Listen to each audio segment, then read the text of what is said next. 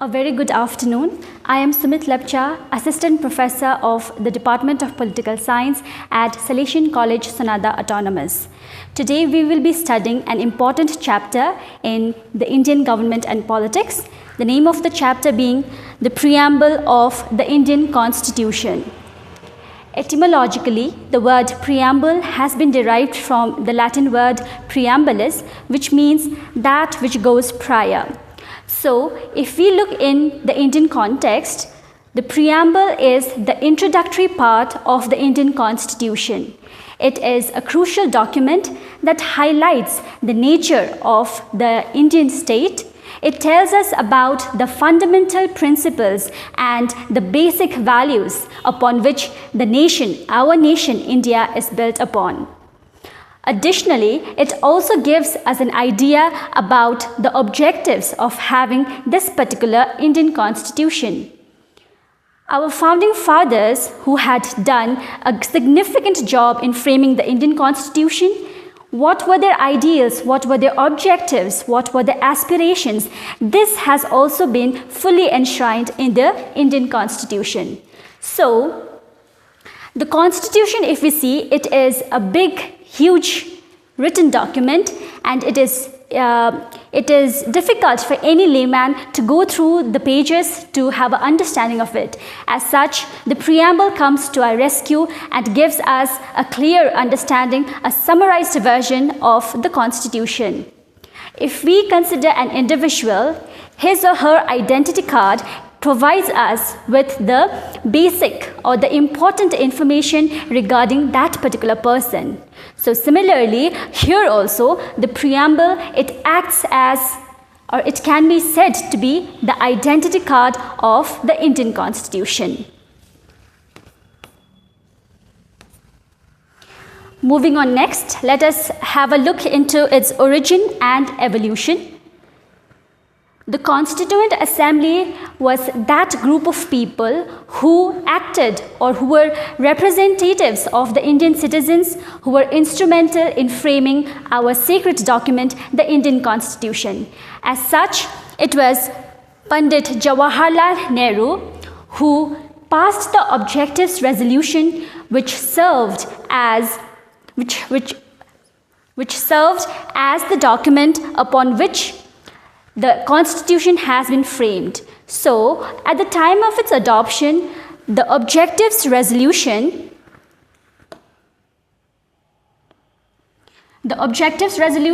which was passed by Pandit Jawaharlal Nehru, was modified and then adopted in the form of the preamble. So, having a look into its amendments, or we can say the constitutional changes, it has been changed or it has been amended only once, and that was in the year 1976 by the 42nd Constitutional Amendment Act. So, considering the change, the evolving political landscape, 3 new words have been added to the preamble, and these are socialist, secular, and integrity. So, what all are these words? We will look into each of these words as we proceed further. Key components of the preamble. Firstly, let us have a look into the source of authority. So, in the Indian state, who are supreme? Is it the party who has come to power, who has formed the government? Or is it the citizens of India? So, when we look into the preamble, this is the preamble, the very first page of the Constitution.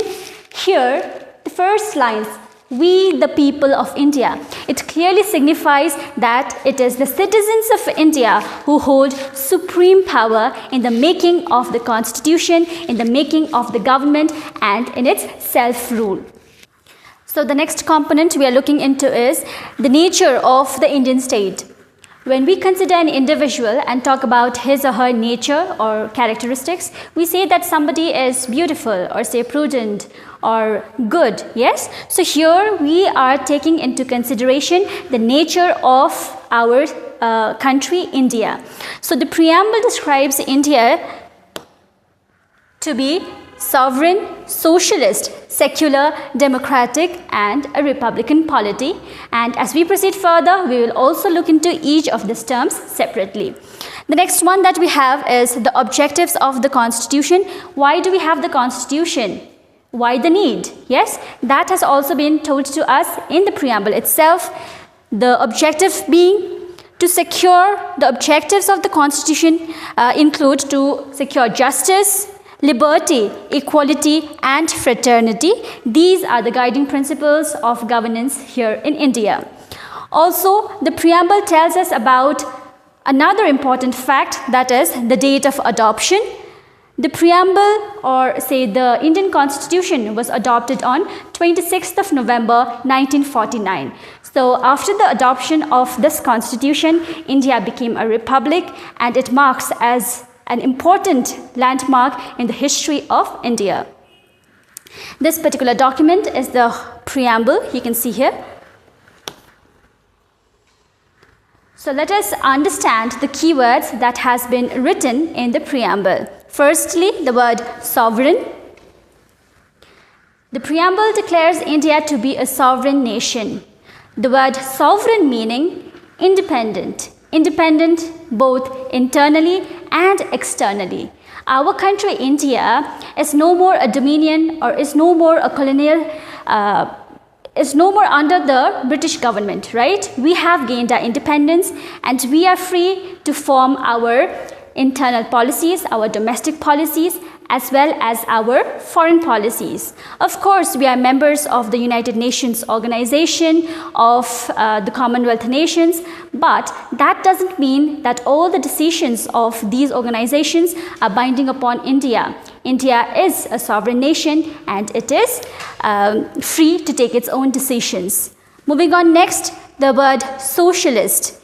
India strives to be a socialist country where both public as well as private enterprises come together in order to eradicate poverty, hunger, unemployment, and establish a socialist, just society. Moving on next, we have secular.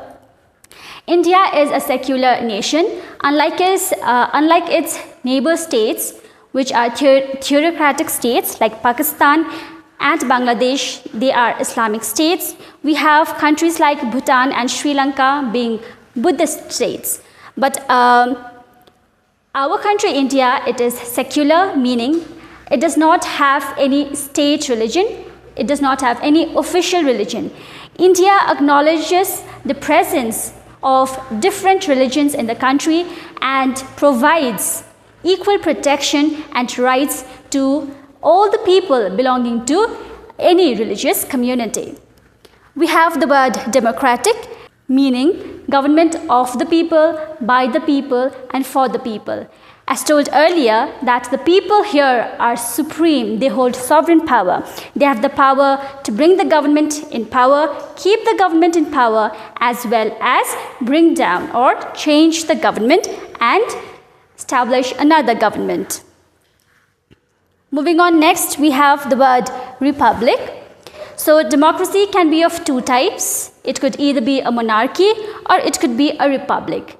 Our country, India, is a republic where the head of the state is an elected head. Unlike monarchy, monarchy has a hereditary head, but ours, the president, he is elected indirectly or directly by the people of India for a fixed tenure. Moving on, now these are the nature, it describes the nature of the Indian state. Moving on, the other few words, it tells us about the objectives of the Indian Constitution. Firstly, the word justice. Justice is the cornerstone of every civil society. The preamble guarantees us three kinds of justice: social, economic, and political. Moving on next, we have liberty. Liberty is very important for the all-round development of any individual. The preamble gives us the liberty of thought, expression, belief, faith, and worship.